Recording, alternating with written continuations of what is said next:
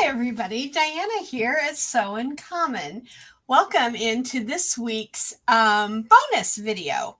I have been asked a couple of times now about block to block or quilt as you go kind of things, and how do you add in fill stitch designs on your embroidery machine or lettering.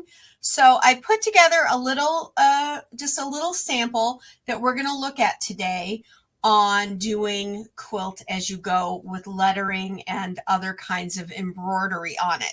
So let me share my screen with you. We'll just get right to it and bring you up. Whoops, that's the wrong camera. Let's bring you up to this other camera. There we go. Alrighty, so here we are. This is the design that I'm using. It's the Valentine quilting plus the little saying Happy Valentine's Day. So the star and the heart, that's all going to be done in quilting. Now, if we did all of this design at once, the back of our quilting or the back of our quilt project would have all of the stitches for Happy Valentine's Day. That can look, let's just face it, a tiny bit messy, and we don't want that. So we want this to go down first before we do the finished quilting. So before I even get started on any of that, the first thing I would do is look at my fabric and choose my threads. This particular fabric is going to be our quilt's top fabric and our backing fabric. Sorry, that was my husband, and he is just going to have to call me back because I am working with you guys. Okie doke. So this would be my backing fabric. It's also going to be our top fabric. So the first thing I do is look at threads. So I pulled a couple of rosy colored threads. Now this fabric is a real peach color. It's looking a little more rosy peach under the camera, but if you saw it in real life, it's very medium kind of a peach color. But those two threads look beautiful on it. However, one of the things I really like is that I like to use variegated thread on my quilting. So I pulled a couple of variegated. This one is by Glide. This one is an Exquisite Medley by Dime. And this is how I like to decide whether or not I want to use a specific variegated or even a solid color thread. What I do is I unspool about, half a yard or so, because then you'll get all of the different variation in the color and enough of it to just kind of let it puddle around your fabric. No rhyme or reason. This thread, this is the one by Glide. Boy, it blends right in with that. And for a variegated, one of the reasons I use a variegated is so I get it to stand out. I get that different colors, highs and lows. So for this particular fabric, I might not want to use this particular variegated. If I wanted a thread to blend my quilting right in, say for edge to edge, then using something that blends right in with this would be perfect, but maybe not that variegated so much. Here is, just because somebody's going to ask, let me just tell you right now, this is Glide number, let me put my magnifier, 60145, and it's called Cardinal. Okay, so it's a beautiful variegated, but I will tell you the variegation in this thread is very mild, very slight. Now this one is an Exquisite Medley thread. That's what Dime calls their variegated. Let's do that same little trick. Let's undo some of it. Place it on here. Just let it puddle.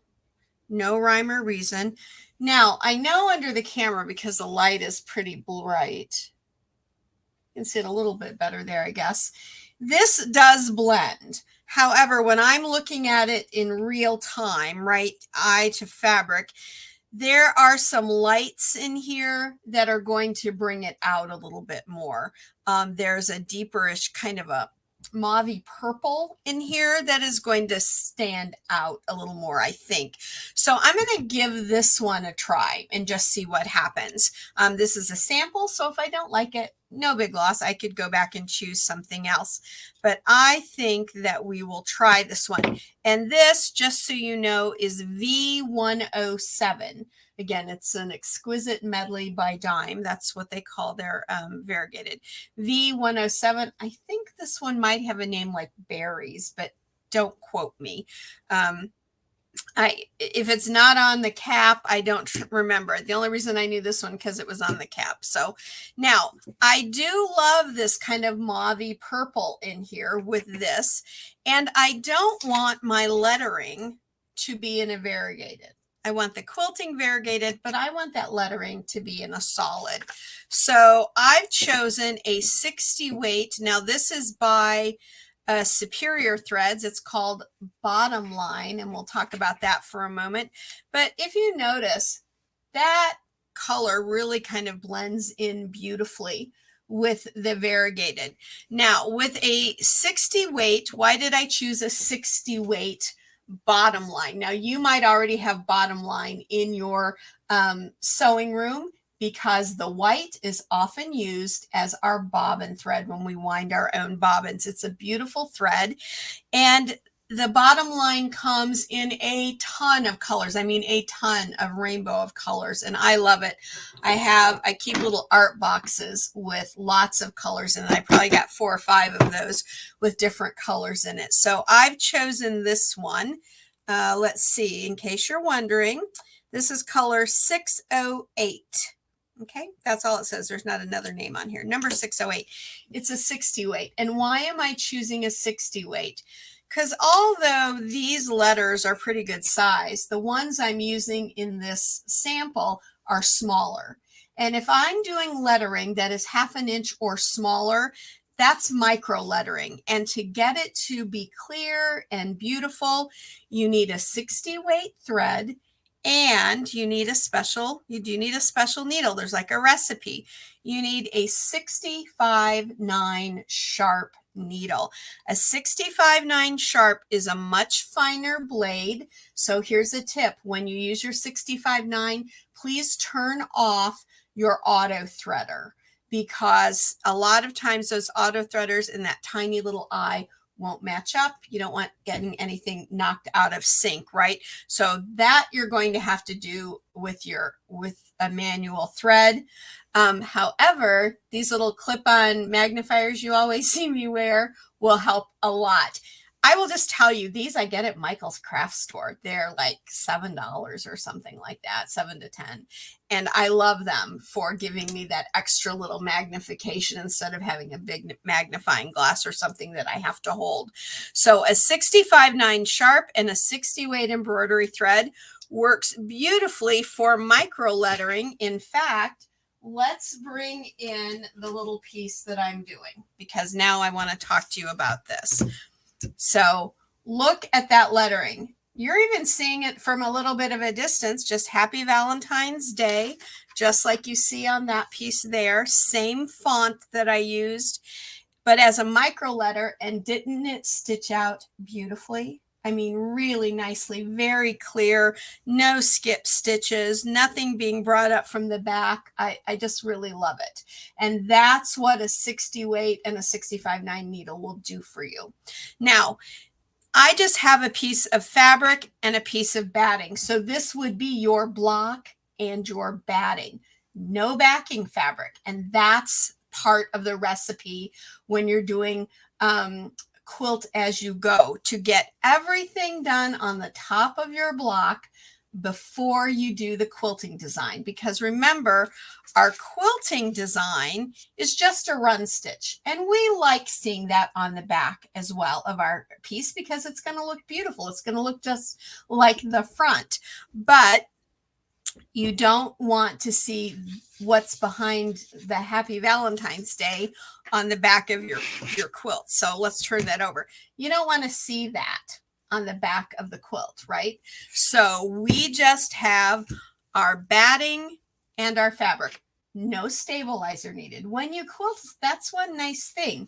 Once you get to the quilting part, you don't need to have any stabilizer.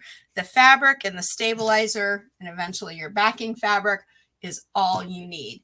So this part is done. Now I just need to do my quilting, right? So this is the trick I like to do when I'm doing Quilt As You Go. I'll turn my piece over and I'm going to take my backing fabric and I'm going to lay it right across there. And then I'm going to take my embroidery tape and I'm going to tape it right to the back of this. It's not really going to tape onto my my hoop because it's bigger than my hoop, but I'm putting tape right on the back. This is technically what people call floating. I'll be quite honest, I don't like doing this, but with Quilt As You Go, if you're going to do any kind of other embroidery besides the quilting design, it's kind of a necessary evil.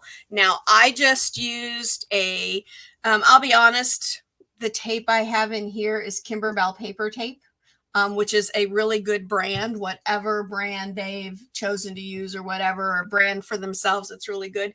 There's another one. It's a medical tape. It's called Metapore. I know that there are people out there that really love it because it tears. I will admit, I'll be the first one to admit, it tears like nobody's business. However, I feel like it's too sticky. It is not made for sensitive skin. And if I use medical tape, I only use tape for sensitive skin because I know that that tape is has less chemical in it and won't harm my fabric over time. But you know what? Because on this particular project, this out here is going to get cut off when I trim my block down.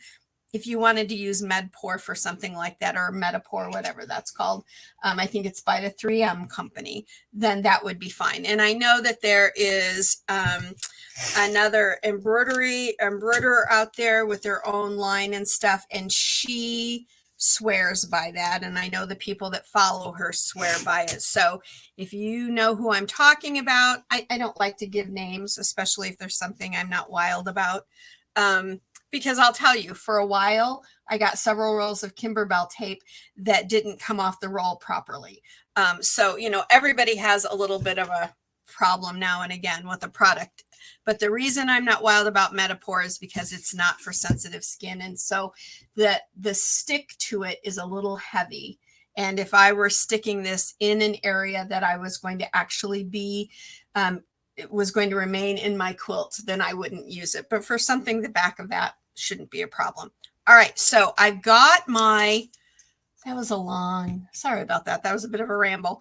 I've got my fabric back here. Now I'm going to take it and place it on my machine. And I'm just, while I slide this on, I'm just kind of, let me move my camera over and you can see what I'm doing. There we go. Here we go. So I'm just kind of holding it and slowly sliding it on. Because it's taped down and all, it's not going to do anything, and it's way outside of that, so it's fine. But just always give your pieces a little feel around the outside. Make sure that nothing is stuck underneath that hoop. Now I'm going to take my variegated thread that I chose. I've got my design all set up over here on my machine. There we go. And now I'm going to thread my machine. And I absolutely need my magnifiers for this. Did I just drop it? I've got a lot of thread here. There we go. There we go. I'm just going to thread it. I use a stand, and so you thread how you thread your machine. This just happens to be because of the stand I use. There we go. And now I'll thread the machine. And I have switched back to my 7511 sharp needle. You can also use a 7010, or you could even get away with an 80-12. Just make sure it's a sharp needle. You're going to get a much better finish. So I've now threaded. I'm going to put my foot down. I'm going to hit go. Now this design will stitch out just really pretty quickly because it's just a run stitch. And this particular design, what I like to do when I'm quilting is I like to set my stitch length on my pattern, the ones that I create, to a 3 to a 3.5 because it gives a much more hand quilted look. And we're almost done here. I mean, we got like 10 seconds left on this design and we are going to be done. Super quick and easy. Now it's done the heart. Oh, I know you can't see that with the light, and I apologize. Getting lighting right, can I just tell you, is the hardest thing you'll ever do when you decide to do videos for your embroidery. All right, it's done. Let's go back to our other camera, and let's bring this over.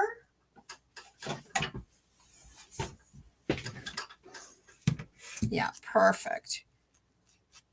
Okay, so here we are. I'm just going to take my hoop off. There we go. Set that to the side. Pull that out. Take my tape off. All right, so let's look at the back here for a moment because I know that's something a lot of you are curious about. So here we have our heart, here we have our design. It's just a run stitch design. Now I left my white bobbin thread in here because I wanted you to see it, but that's not gonna, I mean, even like that, it's quite pretty like that. I love that. There's no problem with that at all. What you saw me do right there is I just came down closer to the knot and clipped it. Doesn't bother me at all. You can bury your threads if you want to bring them up to the top and bury them like you do with traditional quilting. You can. Now let's turn it over. And that's how it turned out. And you can definitely see the variegation in here, right? And I like that. And if I had a lot of these on a block or on a quilt, that variegation would change where the dark is. It would change where the light is. And I really do like that. I like that a lot. And can you see how that longer stitch really kind of gives it more of a hand stitched look? Now I would just take this over to my pressing board. I'd give it a little bit of a press. I'd trim it out to whatever my finished size is. This design was to fit a 4x4 hoop. One other thing I'll tell you is that when I quilt on my embroidery machine, I love using a magnetic hoop. Why? Because it makes moving it around really easy. Let's say this was a bigger piece and now I had to move down to another part of the quilt. I would just lift this off and then plop it right back down. I'd be ready to go. Now, I will tell you, this is a dime snap hoop monster. They are a fantastic magnetic hoop, but I know a lot of companies are now doing magnetic hoops for specific brands like Baby Lock. I think Bernina might have one. Check with your dealer for your brand. And I know there is another company out there that sells a magnetic hoop like Dime does. That's not a machine company. However, I really like Dimes because the top frame is a solid piece of magnet. It's an urban myth that this hurts your machine, folks. I've been using these for years. They don't hurt your machine. And I know, matter of fact, that Dime tests them for a really long time to make sure that they work properly. I will tell you that I've heard from folks that have pacemakers where their cardiologists have told them don't use magnetic hoops. Please, if you have any kind of health issue, check with your physician, your cardiologist, your GP, whoever you're seeking care from, and talk with them about it, okay? I don't want anybody having problems because Diana said, use a magnetic hoop. The other thing about other magnetic hoops is that they come with little magnets. They're about this size. They're not this, but they're about the size. And you get like 4 or 5 of them. that's a difference. I tend to like that one big all over magnetic piece, but you choose what you like. It doesn't really matter to me. As long as it works for what you're doing, you go for it. Okay. So that's how that would be done. Once you stitch out your wording, then take your hoop off, add your backing fabric, and then do your quilting. And so all you're seeing on the back. Now, if I had used a bobbin thread color, that really, let's just, I mean, that almost looks, this is that other variegated that looked like it was a complete blend with this. You would never really tell that that's back there. And here's another tip for you. When you use solid backing fabrics or prints that read as solid or low volume prints, right? Those are definitely going to show your quilting more. If you use prints, especially busy prints, this is a great example. Busy prints, you hardly see the quilting at all. It really blends. So if you don't want to see anything on the back, use a busy print on the back. You can see here with the solids, you can definitely see those more. Okay. So that's how you do that for Quilt As You Go. I hope that that answered the question that I got, because it really is quite easy. You just do that extra little step. As long as you get it, as long as you get that fabric taped down nice and you slide it in there, once it's on there, you're usually good to go because you're working with a pretty good sized piece of fabric. And this was small. This was in a 4x4. If you're making a bigger block, you shouldn't have any trouble at all. So this is our bonus video for this week, adding lettering or other embroidery to Quilt As You Go blocks. We will do some Quilt As You Go later this year because I know now that a bunch of you want to see that. And that's something that can easily be done with the embroidery machine. So not a problem at all. If you like this video or any of our other videos, please subscribe to our YouTube channel and become part of the Sew Uncommon community. We love having you all here. You guys send me the greatest questions.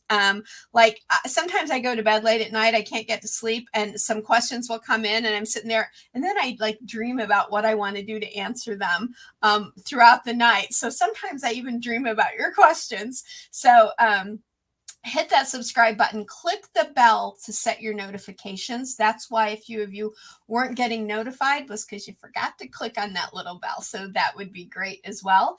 And all my patterns and stuff, if you want to get the free design set and instructions for this month's block of the month, which is the crossover star, check out my website, www.sewuncommon.com. And as always, have a great rest of your week. And go sew life beautiful. I know you will. Bye for now, everybody.